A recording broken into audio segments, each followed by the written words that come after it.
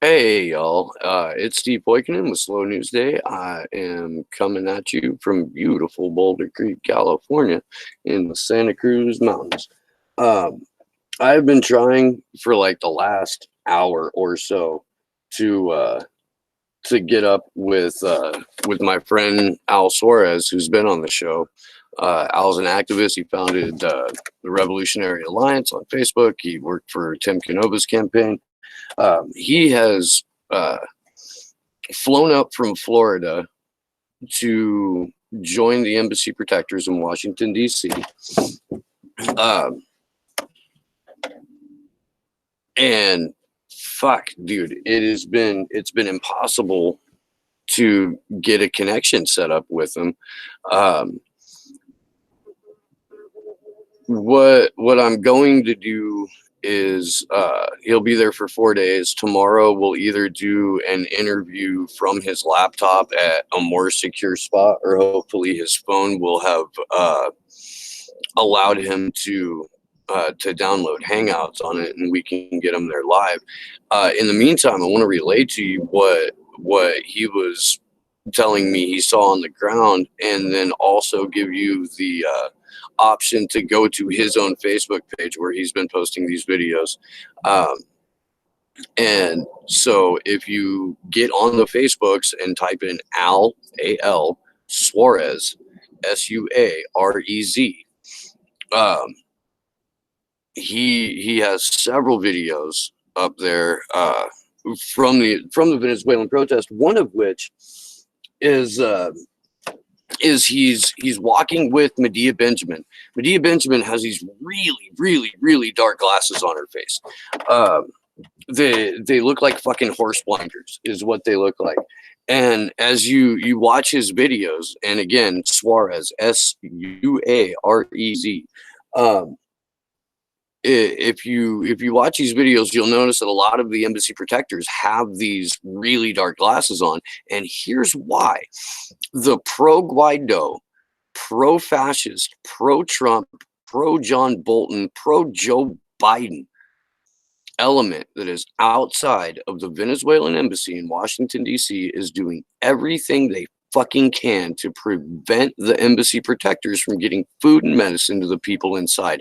One of those things is they are shining lasers at people's eyeballs, at the eyeballs of elderly women, at the eyeballs of young children.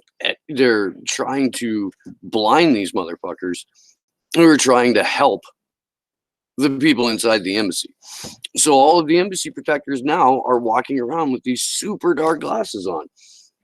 Um,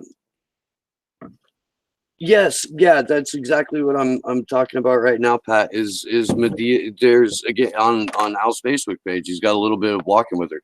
The 72-year-old veteran who was the co-founding member of Veterans for Peace was attacked last night, and he was arrested. He just got released today. The people who attacked him, nothing. The Secret Service is derelict of duty. The DC Metro Police are derelict of duty to the point to where they are not just complicit in the atrocities that are being committed to upon the embassy protectors.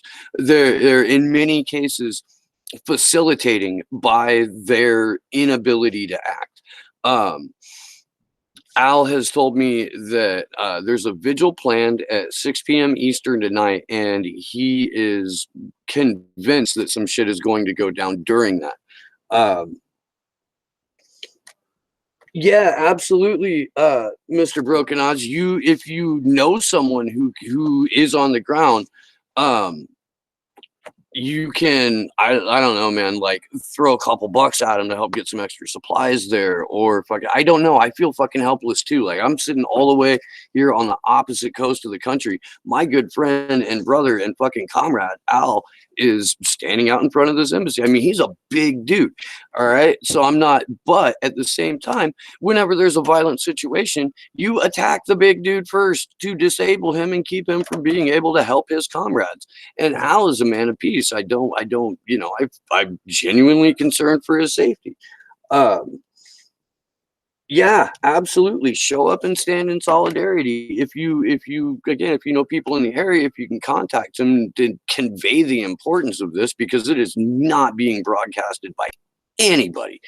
Um, a show of strength and a show of solidarity is probably all we can do. We're at the point right now where um, the coup in Venezuela is just openly failing. Um, that doesn't mean that the men and women inside this embassy should be left to fucking rot. Um, I don't know where Bernie we know where Bernie and AOC are on this. They're on weasel words and they're deferring to leadership positions, and the leadership positions or their own positions are, well, it's maybe a bad idea to invade the country, but that's about the best I got. Um, I honestly I haven't check to see if there's a statement from Bernie or AOC on the Venezuelan embassy specifically. I would imagine there's not. But I could be wrong about that. Jesus, it's crazy out there, y'all. Um, I'm I know that a heathen's prayer only counts as like a third of a real prayer, uh, but send one up for the embassy protectors. Um, I will I will definitely have more on this as as I'm able to communicate with Al. When I last spoke to him, he had to walk away from the embassy a couple 100 feet in order to have cell reception, which makes me think that there's some interference with the cell signals going on directly in front of the embassy. Um, he was headed to a cafe. There was a cafe nearby the embassy that the Pro Guaido fucking goon squad wasn't allowing embassy protectors to get in so they could charge their equipment up. So he's got to go to a location further away so he can charge his phone. We're going to try and get a live call going as soon as he has the ability um, to download an app or two, and then we will also set up a sit down style interview where he's at his laptop at a fixed location and we can go over this a little bit more. Um, but he said that they like to attack at night. The Pro Guaido fucking little terrorist bastards. Their targets are the elderly. Um, they're not good. They're going after older women and older men. Um, because again, the Secret Service isn't doing a damn thing to stop them. The DC Metro Police aren't doing a damn thing to stop them. Um, Mr. Broken Oz, I've been saying on this show for a while now, and I've been trying to say publicly as often as I can, that the pathway to neoliberalism is picking a candidate for president from the Democratic Party and then spending the next however long until the election justifying their shitty choices. That's exactly what we're doing with Alexandria Ocasio-Cortez, and to a huge extent Bernie Sanders as well. Um, we're projecting our own radicalism or our own sanity or our own how we feel politically about this situation. We're projecting it onto these people. Um, and the marketing tells us that they listen. The political axiom is that Bernie listens to his base, and his base can move him left. Um, I've said on this show before, I would love for the litmus test for that, or for a test for that, to weaken move Bernie left, to be a statement on Julian Assange. I'm not going to hold my breath for that. At the same time, it seems like were they in any way, shape, or form representative of the base that supports them, they would have very strong statements already about the Venezuelan embassy. This has been going on since April 30th. It's May 9th now. Um, you don't have to be a math surgeon to know that that's way too long to make a statement on this. But Sanders has said nothing on Julian Assange. He's promoted this Russiagate garbage. Uh, ultimately he's being presidential, and that's what scares the fuck out of me. Um, yeah. With AOC, that's something entirely different, and that's I'm in the middle right now of putting together um, information that I've gathered and some interviews that I've done uh, about the Justice Democrats, and AOC is fucking Justice Democrat number one. I've said over and over that the Justice Democrats are a bunch of fucking little grifters. Um, if you look at their financials, which you can do on opensecrets.org, you'll find out that the vast majority of the Justice Democrats' money that they raised went to paying themselves and paying consultants.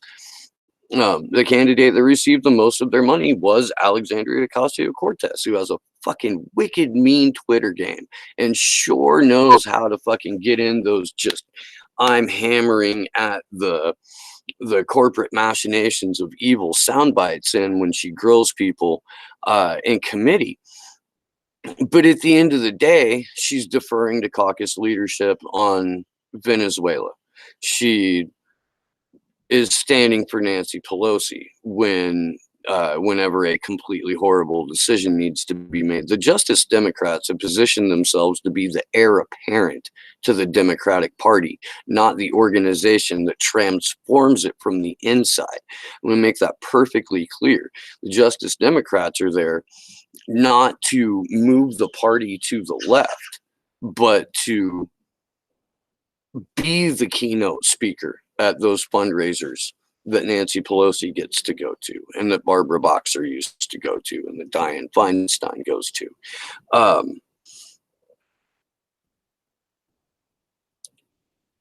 yeah, fuck the Justice Democrats. I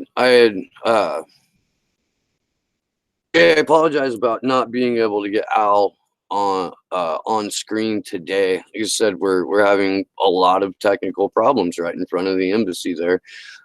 So hopefully he'll be able to get to a cafe safely, get his stuff charged up, apps onto his phone, and we can do this with him live, and you will be able to see him. And I will absolutely take questions from you on the chat and hand them over to Al.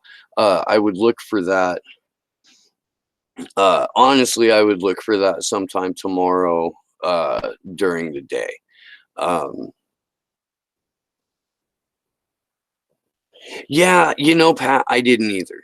Uh, when an organization being championed by the Young Turks pairs up with Waleed Shahid, who has carried the water for some of Washington D.C.'s neoliberal elite without the slightest hesitation, it it made it look more like narrative control, certainly to me, than we're trying to get progressives elected to office. He already had that. He had Wolfpack. Uh, it seemed like a fundraising venture, and the evidence bears that out. What that means in terms of of who we're sending to Congress, I, I've said more than once that you can't expect to put a good person, let alone the normal type of fucking scumbag that runs for political office, into a system that is designed to be sociopathic and broken, and expect anything other than sociopathic legislation written by broken people. It, We're not going to change the fucking party from the inside.